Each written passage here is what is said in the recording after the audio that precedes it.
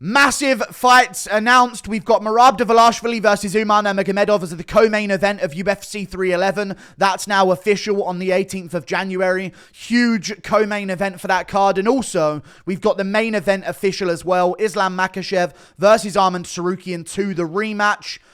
With a co-main event of Merab versus Umar, this is already an amazing card, and it's also got Jamal Hill versus Yuri Prohaska on it as well, and Peyton Tabbitt's on there, and Jailton Almeida Spivak, and we got Walker versus Guskov, and we've got other sick matchups on the card. Reina Derrida versus Kevin Holland. The card is looking amazing to start the year in January. So I'm going to talk about both of these two because this is now official. It isn't in the works anymore. We've also got some other fight announcements, which are Gregory Rodrigues versus Jared Cannonier for a fight night main event on the 15th of February. So that's another event that's been announced for next year. This is weird that Gregory Rodrigues is the one getting a jump up at middleweight right now. I feel like there's a lot of contenders that earn it, but we'll get to that. And we also got Gene Silva. The return of Gene Silva versus Melsik Baghdasaryan. Not really the matchup everyone was expecting, but still a really fun matchup for the featherweight division. And an interesting one for Gene Silva to return to. So that's going to be going down February the 27th as well. The 22nd in Seattle, Washington. Let's start straight away with Umar Nurmagomedov versus Merab Dvalishvili. So, Merab said, "Who's ducking? I want him in January." That's what Merab said, dude. He said, "Oh, I'm ducking, am I, dude? Let's fight in January. I ain't waiting around." Now, I do think that Merab did try and play the game of Umar hasn't deserved it. He doesn't deserve a title shot whatsoever. Look what I had to do to get a title shot. Look what Aljo had to do to get a title shot. Look at all these other contenders had to do to get a title shot other than Sean O'Malley, who got a lot of privilege from the UFC. And then he sees Umar go in there and beat Sandhagen in a pretty dull fight over 5 rounds. It was technically good to watch, but, I mean, it wasn't the most interesting. There wasn't a good finish at the end of it. It was a good win from Umar, but it was one ranked win that he has after we've already seen Sandhagen lose out to the top contenders of the bantamweight division. So Merab was kind of standing on the base.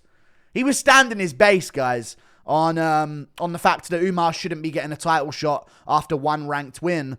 And also shouldn't be ranked number 2 in the division after one ranked win. Like Holloway beats Gaethje, he gets ranked number 9 at lightweight. And that's Max Holloway with his esteemed career. Then you look at Umar getting a win over Sandhagen. He's right at number 2 above all of these other amazing names at bantamweight. It's all good though. Umar gets his title shot. And that's that. Umar's getting a title shot. Dana White said, no, he's getting it. There's nothing you can do, Merab. Umar Nurmagomedov is next if you want to fight. And it does make sense right now. If you look at the rest of the division, sure, you could say, Jan is more deserving right now of a title shot. But then you got to consider, well, he got dominated by Merab. So why would you give Jan a title shot over Umar? So as much as I can sit here and complain that Umar is not deserving of a title shot, you also have to be logical enough to understand the other side of things, which is where if there is going to be a title shot for Merab or a title fight with Merab defending his belt anytime soon, Umar's the only logical choice to go to. So could Merab have played a game where he sat out for ages and then we could argue, Umar, he needs one more win before he gets that title shot? Like if Figueiredo would have beaten Jan, there's no argument for Umar getting it. Figueiredo should be fighting Merab for the title. But I understand. I'm at peace with it. They're giving him the privilege of his surname being Nurmagomedov. Even though he hasn't done shit to earn it, he gets a title shot. It is what it is. O'Malley came along, won a controversial decision against Peter Yan. He got a title shot because there was no one else at the time either. So this is just how privilege goes in the UFC. But the matchup itself, I think Merab's going to lose to Umar, guys. I think Merab is not going to be able to implement his takedowns as much on Mr. Nurmagomedov. I know that's normally not the best way to go about things because, you know, Abubakar had the surname Nurmagomedov and he's awful. So it's not always the best way to go about things. You know, Saeed Nurmagomedov, you know, not from the same family. Well, he is, but not. Family, there's layers of family over there. You know, we're talking like, he's not from tier 1 family as far as family goes over there. He's still family, but he's not family. You know what I'm saying? So he's not from the same training regime as the rest of them. So you can't just look at the name Nurmagomedov and say that he's not going to get out grappled. But you can, and I'm going to. And I'm going to say he don't get out grappled, dude. After seeing some clips of Kai Asakura stuffing some takedowns from Merab, I'm starting to think that people with a good grappling understanding and good takedown defense in general are going to be able to do well enough to get the takedown stuffed of Merab Dvalishvili. Now, Yan was able to do this. One thing I like about Umar, though, is that he strikes at range a lot better. Yan requires... His striking requires him to be in range of someone being able to shoot a double leg on him. If you look at a lot of Yan's techniques, it's a straight left. He doesn't have the longest reach. It's a straight shot down the pipe. He doesn't really jab too much. It's not like he peppers people with the jab all night long or anything like that. He'll throw some really tight, low point of rotation uppercuts. I don't even know how to describe the way it was, but really tight, close range uppercuts up the middle. Really sneaky ones. That's what he'll go for. He'll go to body shots as well. Sometimes he'll throw a spinning technique in there, maybe if he's feeling himself. Who knows? But he has to be within distance to be taken down to get off effective damage. Umar is more of a rangy, keep you at the end of his strikes, flick out a lead head kick out of nowhere type of fighter. So he's basically going to be like a slightly worse O'Malley on the feet, but with way beyond O'Malley's ability to keep this standing. That's the way I see this. He's not as good as O'Malley on the feet. He's not as good at range. He's not as dangerous. But he's going to have the peace of mind on the feet to know I can stuff Merab's takedowns. Whereas O'Malley was probably thinking, God, I hope I can stuff Merab's takedowns. I'm going to pick my moments on the feet where I can. Whereas Umar's not going to have that worry. So I'm going to go with Umar Nurmagomedov. I'm going to go with Umar Nurmagomedov getting this one done. This would be a crazy title win for him. I'm just saying this, if Merab wins this, by the way, the GOAT conversation has to begin at bantamweight. Now, I know a lot of people don't like hearing that, but he's already in the mix. Merab has got a hell of a legacy. If you look at some of the wins that he has, when you look at, Marlon Moraes, then you go Jose Aldo, Peter Yan, Sean O'Malley. These are really, really good name wins to have. Henry Cejudo. Just chuck that on top of the rest of them. If he then adds Umar Nurmagomedov, and then say defends it after that, there may be no argument. Like, you can say Dominic Cruz all you want. Look what he did to Faber. You know what I mean? Demetrius Johnson, great win, I get it. It was very early in DJ's career, he moved up.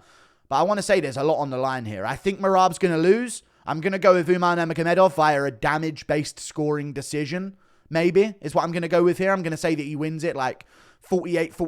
Merab may get takedowns, but Umar's just doing more damage beforehand and hurting him in moments and stumbling him in moments as well, but not quite getting a finish. So I'm going to say that it's going to be a good fight, a scrap, a fun, entertaining, scrappy war. And then we're going to see that Umar wins it by a very close decision. So great fight to start the year. Co-main event of UFC 311. And it just gets the division moving. This can tell the other contenders like, oh, you thought you were going to wait around and see what happens about who's going to get a title shot? No, let's get these matchups going. You know what I mean? We know the winner of this is not going to move up and take any super fights. That's ruined these two have personally ruined everything when it comes to fun matchups in that division when looking up to the next division against Ilia Topuria. Maybe Umar will do it. Who knows? But I'm looking forward to this. I'm really looking forward to this. And it gives the rest of the bantamweights like, okay, it's go time. Get your matchups. Yan versus O'Malley 2. Sandhagen, Aldo, I wouldn't even mind. Like something along those lines. You know what I mean? Sandhagen, Cejudo, Aldo versus Cruz. Let's just get all the rest of the matchups booked underneath the fact that this has been made. We move on. Islam Makhachev versus Arman Tsarukyan 2. Of course, we're going with Islam Makhachev in the rematch.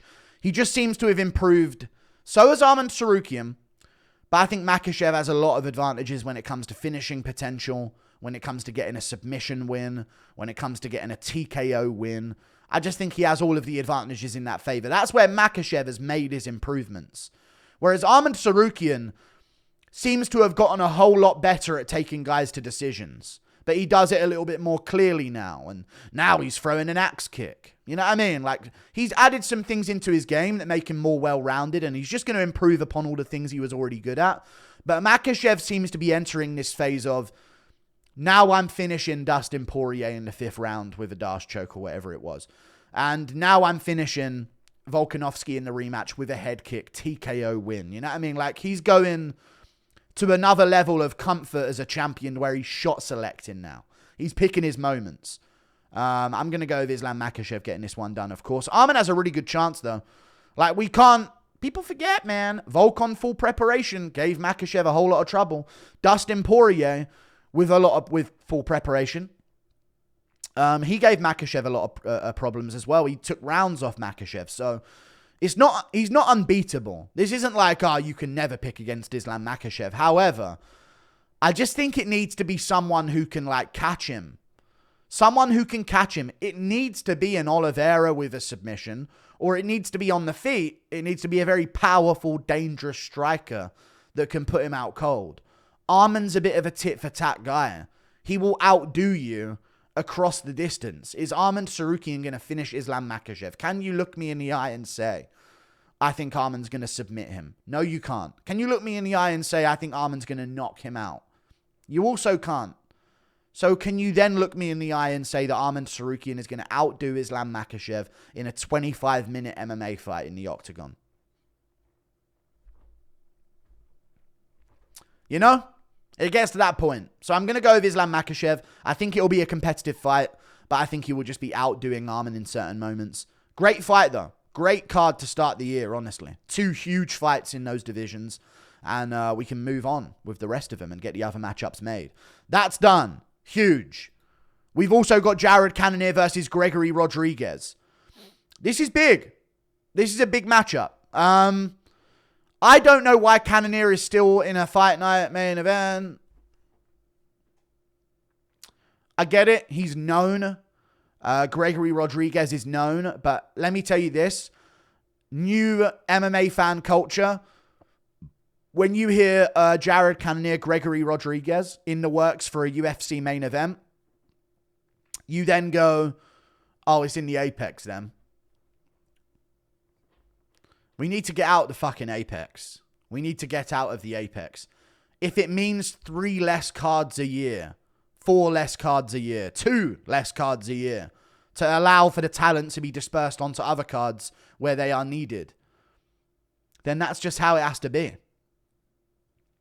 I'm done with the Apex. This is a weak main event. No offense.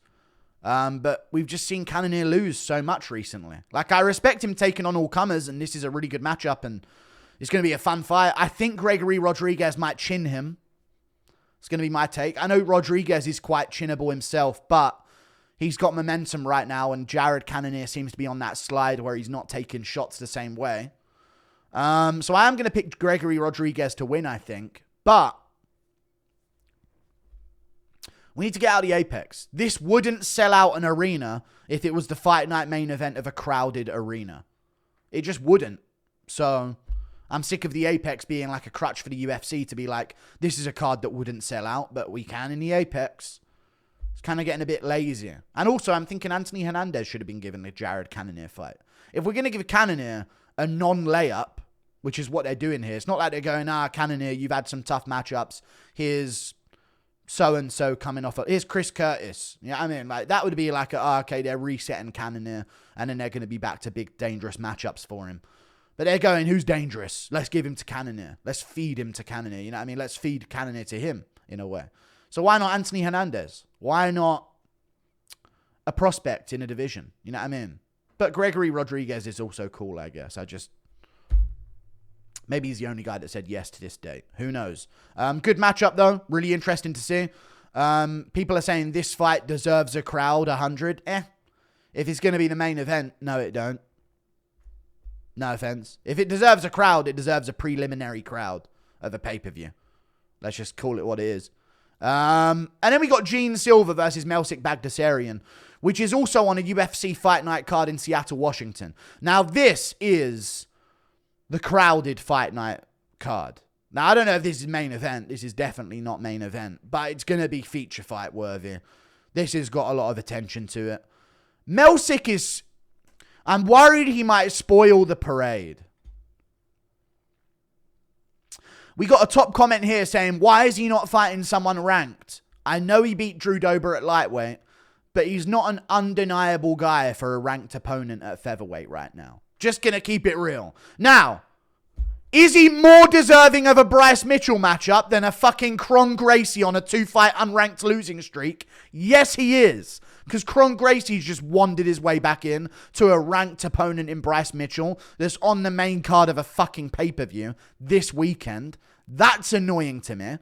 But I don't mind this. Melsik Baghdasaryan's a tricky dude to fight. Skilled. Very, very good striker, which is a really good matchup for Gene Silva here because he's not going to be trying to like crotch sniff against Gene Silva and get takedowns and ruin the fun. He's going to be striking on the feet, and he's very slick at doing it. He's extremely slick at doing it. He's had fights with Joshua Kalibau where things didn't go his way. He got choked out, but he was controlling that fight. Then he got stung and dropped and choked out. And that's where I worry for Melsik here, where he does do well against opponents. And he hasn't had many like known name opponents because he's been very inactive over the years. But I don't know, he seems to just outdo people slickly. Whereas I'm looking for the chance that which one of these guys is going to get a sudden KO out of nowhere in this matchup, in the respect that everything else might be even. I'm looking towards Gene Silva with that capability that he has to knock a guy out cold. So I'm going to lean towards Gene Silva. I'm going to be picking Gene Silva to win. I'm worried, though. I'm worried. I want him to make it to the top. I wish they would have matched him up against someone who, if he does lose to them and they do get an upset win against him, it's like a promotable other guy that we can use up the division. Like Nate Landwehr. You know what I mean? Like, even though it's not a legit sick, very close matchup, Nate Landwehr's a respectable matchup, where if Gene Silva were to be upset and lose by a result, Nate Landwehr's like a promotable star that you can then push forward, you know? But instead we got Melsik getting the opportunity to ruin everything. So I'm looking for Gene Silva to get a KO here. I think he's going to get a KO here. Huge fights to come back to in 2025. UFC 311's pretty much done with the rest of the fights on that card. Hill versus Prohaska in a feature fight. So Makhachev Tsarukyan main event. Co-main event Merab versus Umar. Feature fight Jamal Hill versus Yuri Prohaska. This is all off the top of my head. Reina Derrida versus Kevin Holland is on the card. Jailton Almeida versus Sergey Spivak's on the card. We've also got Peyton Tabit is on that card. Grant Dawson versus Carlos Diego Ferreira's on that card. Sneaky bangers are on that card. Very, very sneaky, sick fights are on that card. So, yeah, looking forward to it. Thank you for watching. Toodle Pip. I'll see you later, and goodbye.